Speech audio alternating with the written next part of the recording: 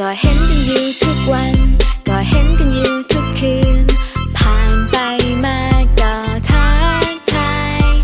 เจ้าเป็นคนน่าหักคอยก็เลยอยากหักอยากยืนข้างเจ้าทุกวันอยากฟังคำว่าหักใส่ว้าวให้คอยได้ฟังอยากฟังคำว่ารักใส่ว้าวให้มันดังๆให้คอยได้ยินอย่างชัดเจนก็เพียงคำว่าหักคำนี้ที่คอยต้องการเพียงคำว่าหักคำนี้ว้าวง่ายเพียงคำว่าหักคำนี้อยากฟังจะตายจะหักหรือว่าบ่หักก็อยากให้เจ้าว้าวมาแต่ในใจก็หวังให้เจ้านั้นว้าวว่าเจ้าหักกัน Come on yeah Hey move to the left Hey move to the right ทุกวันพวกเขาก็ say hi บ่ต้องย่านที่จะหักบ่ต้องย่านที่จะมักบ่ต้องย่านที่จะเข้ากายถ้าต้องย่านที่จะมักถ้าต้องย่านที่จะหักจะ surprise อยากจะรู้ว่าเจ้ามีแฟนหรือยังบ่ได้ยิน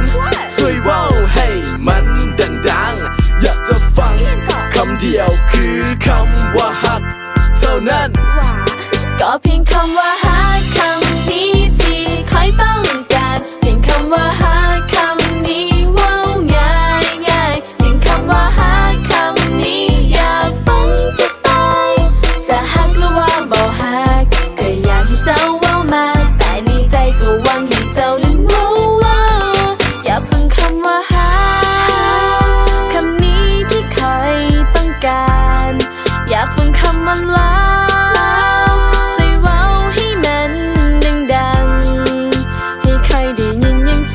ก็เพียงคำว่าหักคำนี้ที่คอยต้องการเพียงคำว่าหักคำนี้ว้าวง่ายหนึ่งคำว่าหักคำนี้อยากฟังจะตาย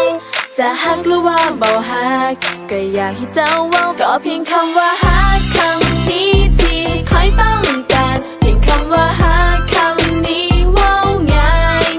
เพียงคำว่าหักคำนี้อยากฟังจะตายจะหักหรือว่าบ่หักก็อยากให้เจ้าว้าวมาแต่ในใจก็หวังให้เจ้านั้นว้าวว่าเจ้าหักกัน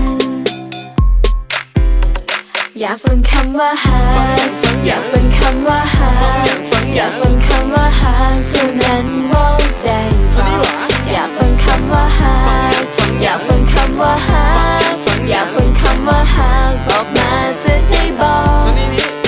ว่าหักกันสบายหักเด้อก็เพียงคำว่าหักคำนี้ที่คอยต้องการเพียงคำว่าหักคำนี้ว้าวง่ายหนึ่งคำว่าหักคำนี้อยากฟังจะตายจะหักหรือว่าบ่หักก็อยากให้เจ้าว้าวก็เพียงคำว่าหัก